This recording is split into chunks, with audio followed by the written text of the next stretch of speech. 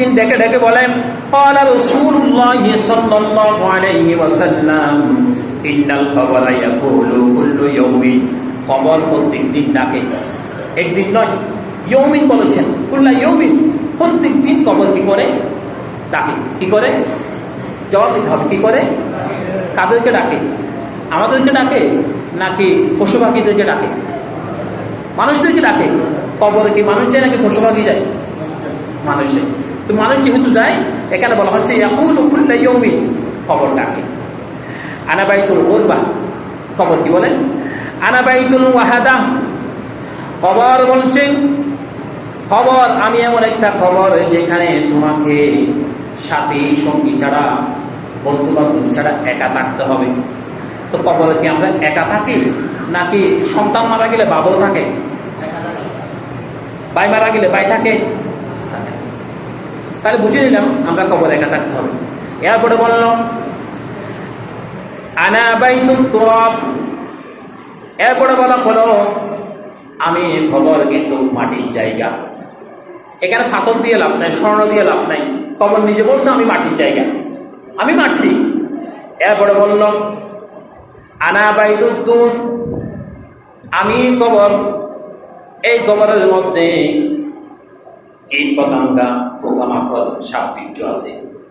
আমি একটি হাদিসের মধ্যে পড়লাম, জাহান্নামের যে সমস্ত সাপ, একটা সাপ যদি পৃথিবীর মধ্যে 1 ফোঁটা বিষ যদি ফেলে, কয় ফোঁটা?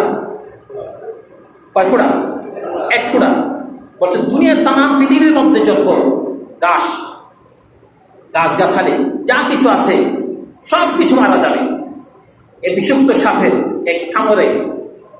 সাপগুলি কত বড় হবে, তাদের চেহারা কত বড় হবে, বিষ কত তীক্ষ্ণ হবে, চিন্তা করে দেখেন। 1 ফোঁটা বিষ যদি পৃথিবীর জমিনে পড়ে, পৃথিবীর অবস্থা যদি এ হয়ে যায়, তাহলে আমরা আসি কোথায়? এখন ফিরে আসতে হবে আমাদেরকে কোরআনের দিকে। কোন দিকে ফিরে আসতে হবে? নামাজের দিকে।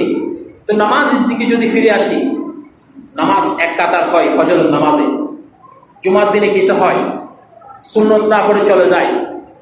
আমরা যাই কিনা? সুন্নত না পড়ে চলে যাই।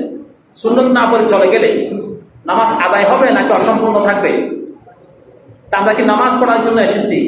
কিছু বললে একটু কথাটা আপনাদের হতে খারাপ লাগতে পারে, এই জন্য আমি শালীনভাবে বলতেছি। কিছু মানুষ আছে টাকা চোর, আর কিছু আছে অন্য কিছু চোর। তো নামাজ যারা অর্ধেক করে তারা হচ্ছে নামাজ চোর। তা আমরা নামাজ চুরি না করে, অর্ধেক করা মানে চুরি করা। তা আমরা সম্পূর্ণ নামাজ পড়ে যদি যাই, অন্তত আগামী সপ্তাহের ভিতরে যদি আমার যদি মৃত্যু হয়ে যায়, ওটা আল্লাহ তাআলা চাইলে আজকে নামাজটা আমার জন্য নেজাতের ওসিলা হতে পারে, ঠিক কিনা? তা আমরা নামাজ কি পরিপূর্ণ পড়বো নাকি অর্ধেক পড়বো? পরিপূর্ণ পড়ার জন্য আমরা চেষ্টা করলে আল্লাহ আমাদেরকে তৌফিক দান করবেন। সময় স্বল্পতার কারণে আজকে এখানে শেষ করে দিচ্ছি। আগামী জুমায় এই কবরের থেকে আরো সামনের দিকে যতটুকু যাওয়া যায় আল্লাহ তাআলা তৌফিক দান করলে আরো যাবো বলে আশা রেখেছি। আমার জন্য দোয়া করবেন, আমি আপনাদের জন্য দোয়া করবো।